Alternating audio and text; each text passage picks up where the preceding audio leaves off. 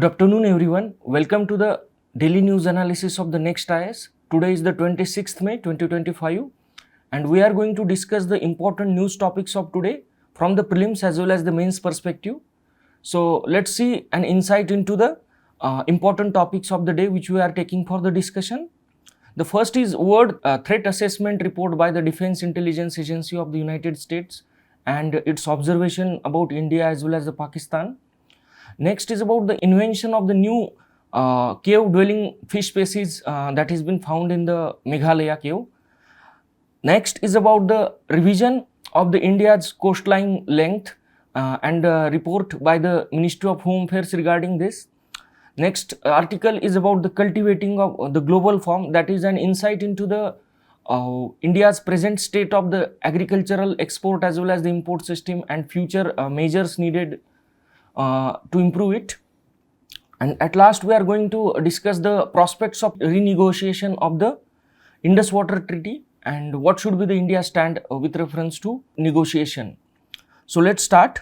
First is about the US Worldwide Threat Assessment Report by the USA Defense Intelligence Agency.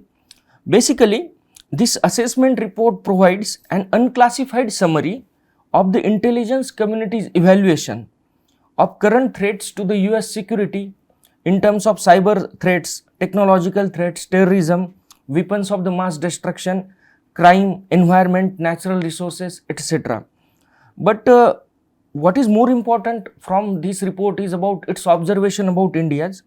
Basically, when it comes to India, there are certain distinct observations. First is about regarding the India's defense or military modernization project. As per the US World Threat Assessment Report, there are 2 to 3 distinct components or observation about India. The first is about India's willingness or willpower to demonstrate its global leadership under the Prime Minister. Second is about countering the threat of China. And third is about enhancing the military firepower of India through various modernization means. So, as per this report, India would continue its Made in India initiative with reference to building of domestic defense industry. Next is about modernization military as well as mitigating supply chain concerns with respect to defense industry. Also, this report also suggests that in sync with the modernization drive, India has tested nuclear capable developmental Agni-1 Prime medium range ballistic missile, also Agni-5 multiple independently targetable re-entry vehicle. Also, the report highlights that India has commissioned its second nuclear powered submarine to strengthen its nuclear triad and bolster its ability to deter the adversaries. So, these are some distinct observations about India. When it comes to Pakistan, India, as per this report, India considers Pakistan more as an ancillary security problem to be managed and consider China as a primary threat or primary adversary. When it comes to countering the China's influence and to boost India's global leadership role, India has focusing on certain parameters or certain measures like advancing its bilateral defense partnership in Indian Ocean region through various military exercises, training initiatives, arms sales, information sharing. For example, when it comes to arms sales, India has sold BrahMos to the Philippines, or India has constructed a military frigate for Bangladesh.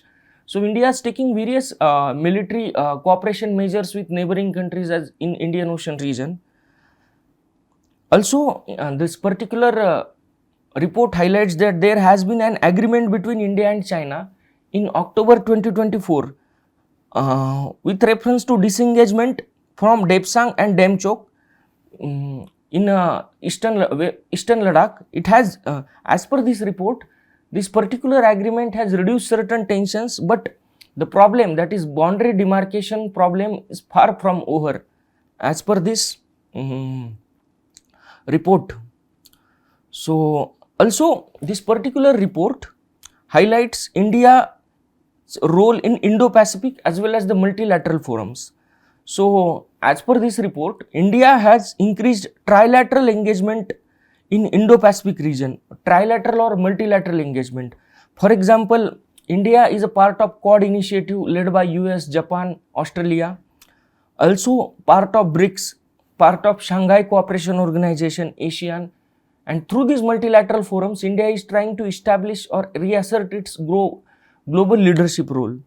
When it comes to India-Russia relationship or friendship, the report notes that India views its ties with Russia are extremely important from economic as well as defense perspective or objectives, and also consider deepening or strengthening of the India-Russia relationship as a counter to offset increasing or deepening China-Russia relations in context of Russia-Ukraine war that has been going on.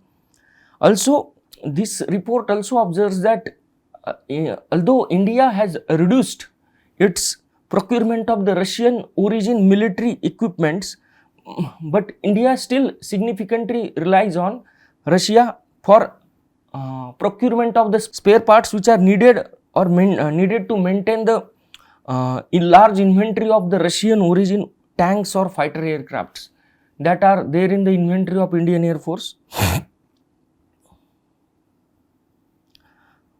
When it comes to Pakistan, there are certain distinct observations by this report. The first and foremost is in Pakistan will definitely continue the military modernization efforts, including development of the battlefield nuclear weapons, or I would rather say tactical nuclear weapons, to offset India's superiority in conventional military. When it comes to conventional military power, as it has been observed in Operation Sindoor also, India is far more superior than Pakistan. But to offset this, Pakistan has been focusing on the improving or developing the battlefield nuclear weapons, and in continuance with this policy of tactical nuclear weapons or battlefield nuclear weapons, it has certainly procured some applicable goods from the foreign supplier as well as the intermediary through world markets. And also, this report highlights that Pakistan considers India as an existential threat. So, this is the practice question. The worldwide threat assessment report is published by. Please solve this question. Now, let's go into the new invention or new invention of the Meghalaya's cave dwelling fish by the researchers from Guwahati. Basically, an underground cave in Meghalaya has yielded new to science fish that adapts to the streams overground. So, what is the speciality of this fish? That it lives in the caves underground, but at the same time it is very apt in adapting to the streams which are overground or surface. The team of zoologists has recorded this particular species which is called as the Schistura denisclava as a new species of tragophile loach from Krem Mauju Buin cave in East Khasi Hills district of Meghalaya. So, certain things are to be noticed.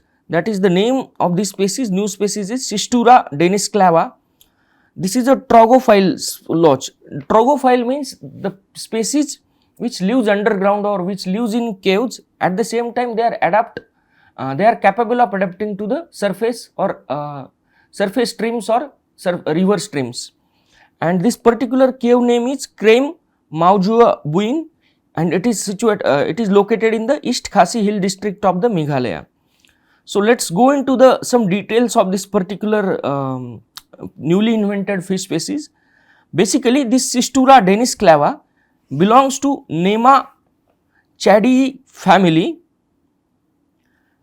and it is adapted to dark subterranean environment, but also can also survive in surface waters. Since it lives in the dark and subterranean environment, it is but natural that it is found in cool, fast blowing stream about 60 meters inside the cave, where temperature was around 18 degrees Celsius and oxygen levels were low. The species is tragophile, means the cave dwelling animal that can thrive or reproduce above ground environments. It is completely new species and believed to be endemic to this particular Krem Maujoabuin cave in the Meghalaya. So let's go into the physical characteristics of this particular species. The first and foremost is the fish has barbels hanging from the mouth. Barbels, we can see here there are barbels hanging from the mouth. It has a pale yellow green body marked with 14 to 20 greyish black to faint black bars. We can notice here, and a thick strip near the dorsal fin. Thick strip near the dorsal fin, we can observe it here. The strip gave the loach its name Denisclava, which means thick strip in Latin.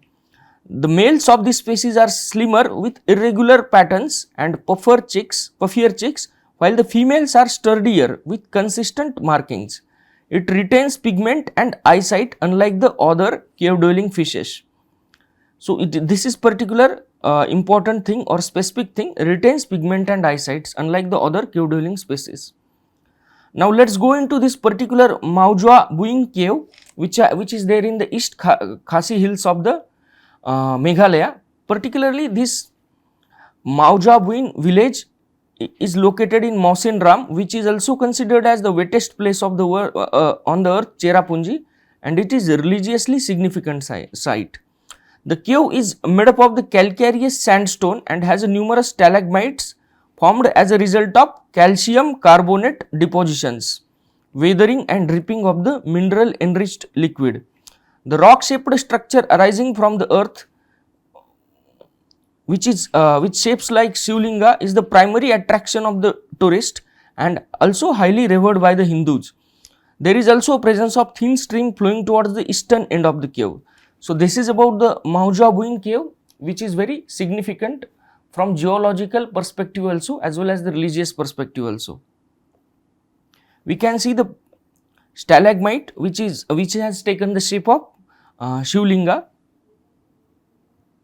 Now, let us go into the practice question. With reference to the Sistura denisclava, recently discovered species of the fish, consider the following statement. Please solve this question. Now, let us go into the recent report by the annual report by the Ministry of Home Affairs, which has revised length of the India's coastline from 7,517 km to 11,098 kilometers. The coastline also, Ministry of Home Affairs at the same time also announced that from now onwards coastline length of the India's will be revised every 10 years. So, this particular length, that is 7,516 kilometer length, was first recorded in 1970s based on the measurement techniques that were available there. But what prompted the expansion of this length of this particular coastline of India?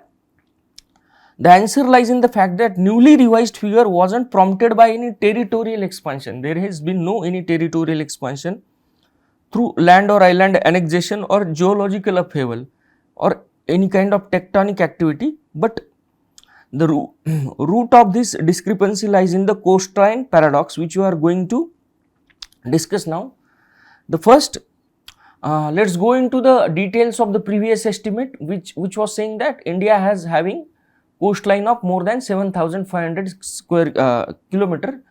Basically, this particular estimate was based on the resolution, that is 1:45 lakh, and it was measured in 1970s. Basically, this particular resolution was too coarse to capture the intricate features like estuaries, tidal creeks, sandbars or coastal ridges. Many island groups in 1970s, many island groups like Andaman or Nicobar, Lakshadweep hadn't been comprehensively mapped or included. So, these were the limitations of the 1970s calculation. Now, what are the differences in the recent updated measurement?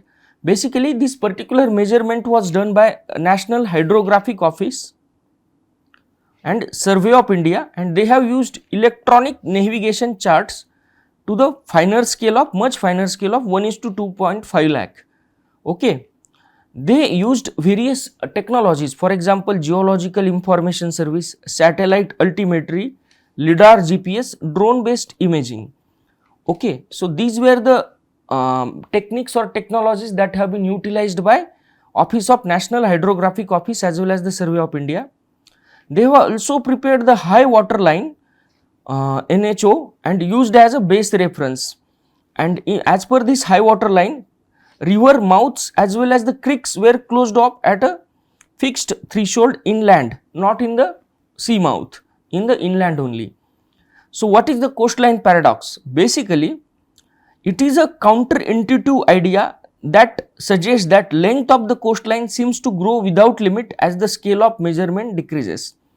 The more we go on decreasing the scale of measurement in case of coastline, uh, the length of the coastline seems to grow.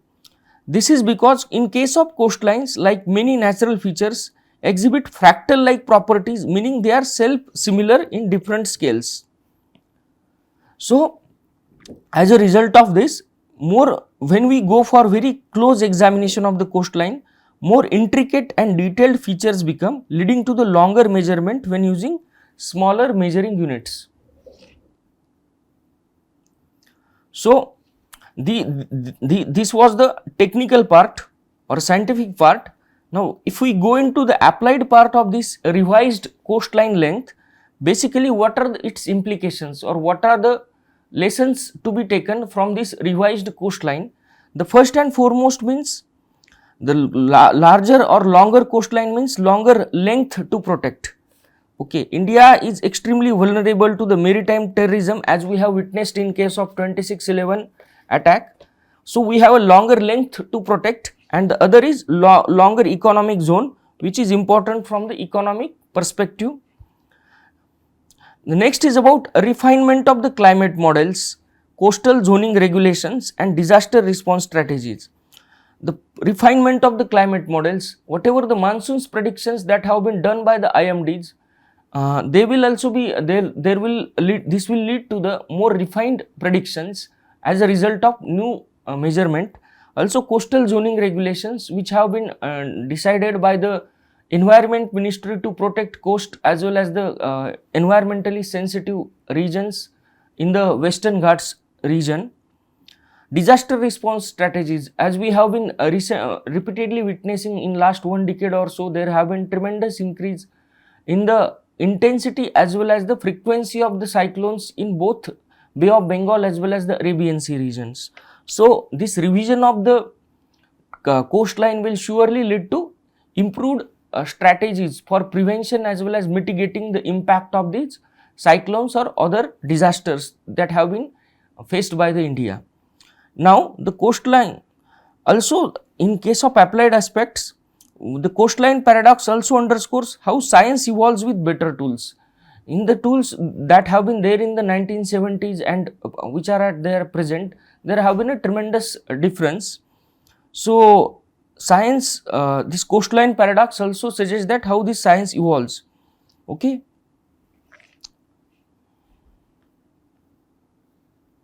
Now this is the practice question. With reference to the recent revision of the India's coastline length, consider the following statement. Kindly solve this question.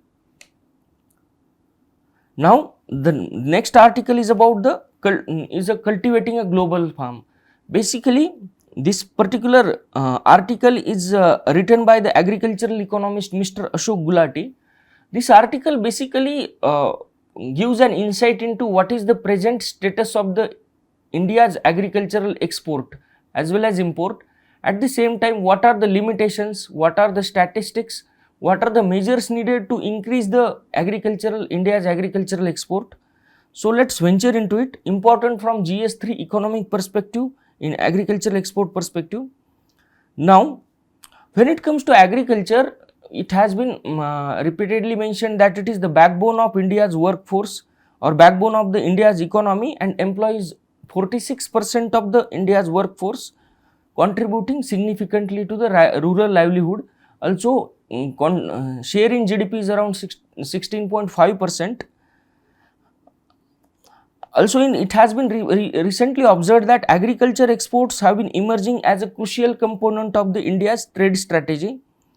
When it comes to year 2024 and 25, India's agricultural exports reached around 52 billion, whereas which have shown almost 6.3% year on year growth. But at the same time, agriculture import reached 38.2 billion, which showed 16.5% growth. Please remember the statistics. They can be utilized in any agriculture related questions, relevant agriculture related questions.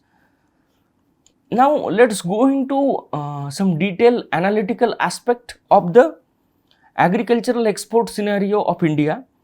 The first is about when it comes to agricultural export between financial year 2004-05 to the financial year 2014-15, agricultural export grew at average of 20% annually, leaping from 8.7 billion to 43 billion. But in case of financial year 2015 to 25, average annual growth collapsed to just 2.3%. Agricultural export inched to 52 billion in year 2025 from 49 billion year earlier, registering a modest 6.3% growth. So these are certain statistics of the India's agricultural export. It is very important to look into the India's agricultural export policy 2018. First, the most important objective of this particular in agricultural export policy was to double the agricultural export up to 60 billion by 2022 and to reach the US 100 billion export in next few years thereafter. It is bit clear that we could not achieve this target. Second, to diversify our export basket and destinations and boost high value and value added agricultural export. Now, it has been traditionally observed that India primarily exports rice and wheat. So this particular policy focuses on diversification of our export basket. Destinations means it has it is of proof that traditionally India has not explored the newer markets like Africa or Latin America. So this particular agriculture export policy focuses on newer destinations, boosting high value and value added agricultural exports to promote novel, indigenous, organic, ethnic, traditional, non-traditional agri-produce exports, to provide institutional mechanism for pursuing market access, tackling barriers, trade as well as non-tariff barriers, sanitary and phytosanitary issues. These are very important from the agricultural perspective and there have been frequent disputes with reference to this particular sanitary and phytosanitary issues between India and European countries. 1 month ago, US has rejected more than 500 million mango export shipments from India, which led to the huge loss of exporters. So these are the things.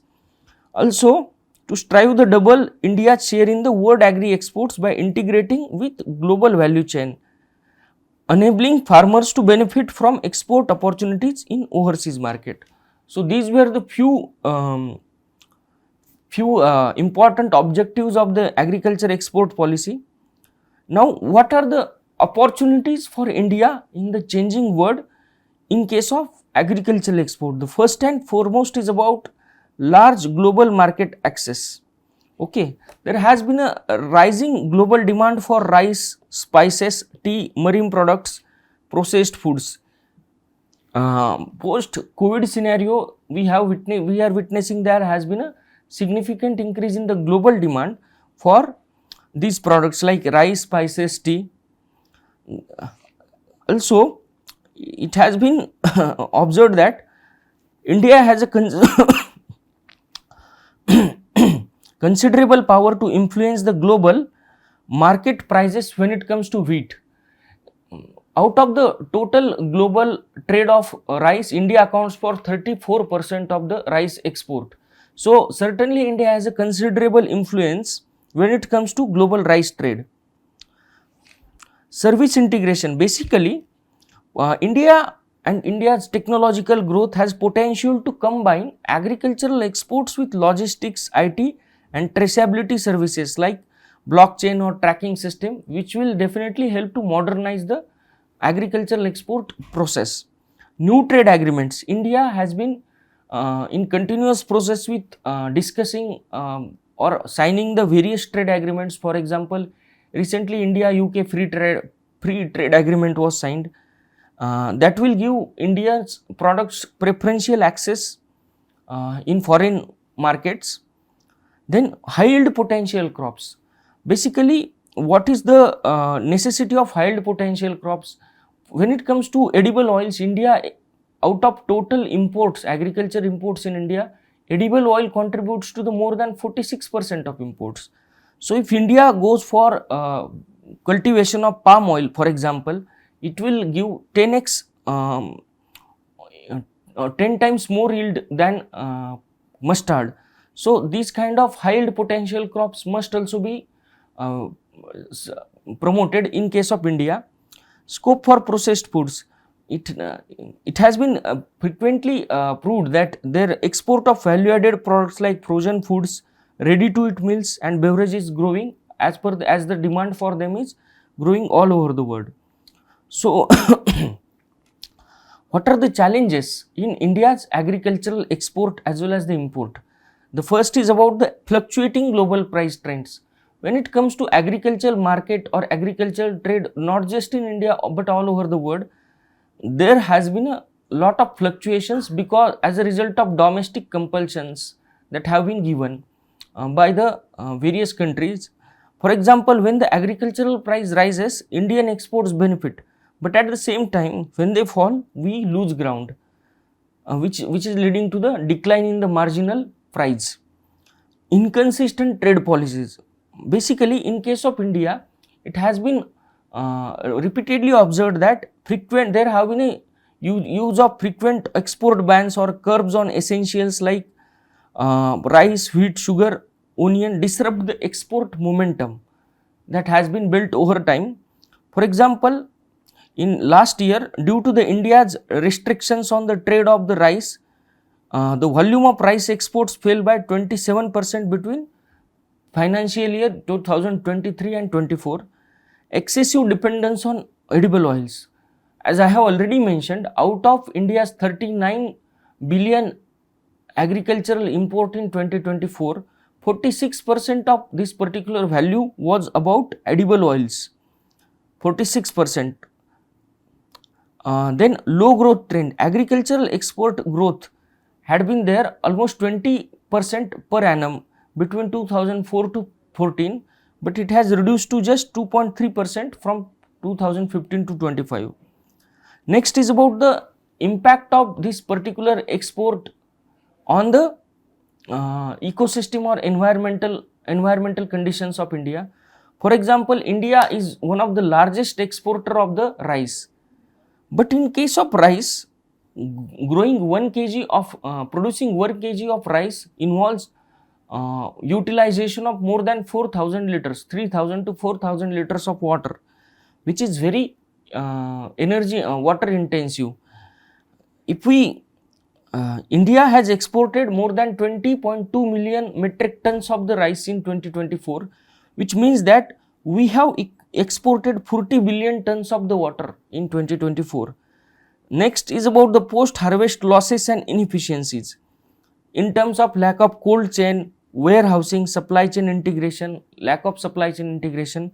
So these are basically the infrastructural issues. Then smallholder barriers. India, when it comes to land holding, 85% of the farmers are small and marginal. So there has been a lack of market access limits because of the limited scale and lack of standardization. So these are the few prominent challenges faced by the agricultural export sector of India. Now, what is the way forward to increase or to achieve the target of 100 billion of the agricultural export by 2030? The first and foremost is stable and predictable trade policy. When this will give incentives not only to the farmers but also the foreign countries to import with trust and reliability from the India. and this can be done with the help of imposing the export duties of 10 to 15% of rice, so that marginal revenue from exports does not decline to the farmers and they will always remain in the profit. So we need to have very stable and predictable trade policy, unlike the ad hoc that has been decided in present times as per the inflation trends. Then sustaining the productivity growth in the agriculture. For this, we need to adopt resource efficient farming practices such as precision agriculture and fertigation. In case of fertigation, what we do, basically we go for mixing the fertilizers in the irrigation water and directly giving them to the, applying them to the crop. Invest in R&D seed tech. Diversification of the export basket, as I have already mentioned, we can go into the horticulture or organic crops or non-traditional crops to get better value returns for the farmers. Encourage export of high value and processed foods over raw commodities. This can be done with the help of development of the food processing sector in India, which has a tremendous scope and is also called as the sunrise sector. Then boosting of domestic edible oil production. As we have already seen that when it comes to India, 46% of the agriculture import is of edible oil only. So certainly we need to work on this front on very war footing. This can be done by supporting the palm oil growers during first 4 to 6 year gestation period through subsidies or compensation. Also this can be done by encouraging corporate and FPO farmer producer organizations partnership under regulated land leasing models. Improve infrastructure, for example, expand cold chains, storage, testing labs for the of international compliance, so that acceptability of the Indian products in international market will increase, which is leading to the increase in the export. Certifications and branding, for example, organic, GI tagged, traceable products. This more authentic the certification process, there will be more enhancement in the export potential as well as the export value of the agricultural products. Farmer training and aggregation regarding through farmer producer organization to aggregate supply and access about the export market. So the next, in summary, we can say that the India's trade story is promising. Consistent and strategic approach to the trade policy with long-term investment in sustainable productivity will be key to unlock the agricultural export sector's full potential on the global stage. So let's please write this practice question. Discuss the key opportunities and challenges in India's agricultural export. Suggest measures to promote sustainable and inclusive growth in this sector. Suggest measures to promote sustainable and inclusive growth in this sector, agriculture export sector. Now let's go into the last topic of the today, that is renegotiation of the Indus Water Treaty. Basically, earlier this month, Pakistan post Pahalgam attack signaled to India that it was willing to discuss the Indus Water Treaty, which New Delhi had put in abeyance after the Pahalgam attack on April 2022. The treaty came under renewed focus after Pahalgam, with Prime Minister Modi reiterating that blood and water cannot flow together, as a result of which we had put it in abeyance. So let's go into the details of the Indus Water Treaty or history of the Indus Water Treaty. So it was basically signed in 1960 by India's Prime Minister Jawaharlal Nehru and Pakistan's President Ayub Khan to regulate the water sharing between the two countries with reference to the Indus water basin. World Bank was the broker or intermediary in this agreement. According to the Indus Water Treaty, India will have control of eastern rivers, that is Bias, Ravi, Satluj, and Pakistan controls the western river, that is Indus, Chenab and Jhelum. When it comes to western rivers, India was allowed only limited use of western rivers for non-consumptive purposes like hydropower generation, domestic use. But India cannot do any activity or any construction which can block or significantly alter the flows. So, what is the need for renegotiation of this particular treaty? The first and foremost is about the water allocation imbalance between India and Pakistan. Pakistan basically receives very large share of total river flow. When it comes to western rivers, it is about 135.6 million acre feet, and in case of eastern rivers, it is 32 million acre feet. Almost 80% of water has been utilized by Pakistan, and hardly 22% water is remained with India. Basically, in case of western rivers which are under the control of Pakistan, India has permission to build only 3.6 million hectare feet storage, and this slight amount even also not utilized by India. At present, India's capacity is about 0.7 million acre feet, which will slightly increase post construction of Pakar Dul Dam on Chenab. The next is about changed geopolitical and hydrological realities.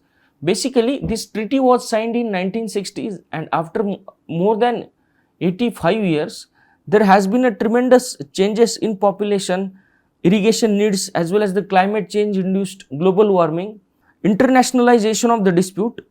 This particular point is about the Pakistan tendency to utilize this Indus Water Treaty as a weapon to defame India over the world stage by attempting to internationalize the issue, as well as painting at world level that India is misusing its upper riparian position, which is not the case.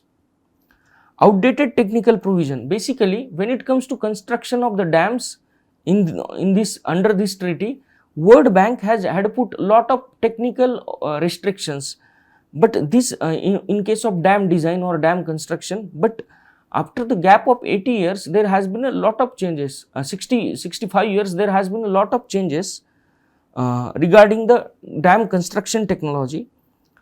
At last, there is a flawed dispute resolution mechanism. Basically, under Article 9 of this particular Indus Water Treaty, which allows for international arbitration, and this international arbitration or dispute redressal mechanism of this particular treaty is three-layered, and this particular three-layered provision has been repeatedly misused by Pakistan to delay the process of construction of the dams by India.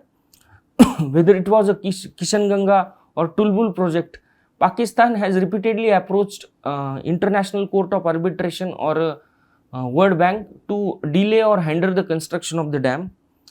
So, what is the way forward for India? The first and foremost is renegotiate the key provisions of treaty which are harmful to the India's interest. Second, ensuring the fair water allocation. As I have already discussed, when it comes to the entire water in the Indus water basin, Indus basin, almost 80% goes to the Pakistan and hardly 22% remains with India. So, we need to ensure that there is a fairer water allocation. Then third is about the bilateral dispute resolution mechanism. As I have already discussed, Pakistan, in accordance with its tendency to internationalize the dispute, has repeatedly utilized this provision, that is involvement of the neutral expert and International Court of the Arbitration, these two provisions, to delay the projects in India that have hampered India's ability to utilize the water frequently. Then renegotiation of the provisions regarding the dam building, as the dam building technology has progressed a lot in last 65 years. So, when it comes to dispute resolution process, the first initial dispute resolution is done between Indus commissioners of India and Pakistan, who regularly meet and discuss the present status. Next is about the neutral expert involvement. Basically, if this second provision involves appointment of the neutral advisor by World Bank, which will try to resolve the dispute issues between the India and Pakistan. International Court of Arbitration, the dispute is escalated to the international for final conclusion. International Court of Arbitration for final conclusion. Also, in way forward, we can say that we need to maximize the use of existing right. As I have already mentioned, in case of western rivers of the Indus Water Treaty, India has permission to utilize 3.6 million acre hectares of the water, but even this small amount has not been utilized by India.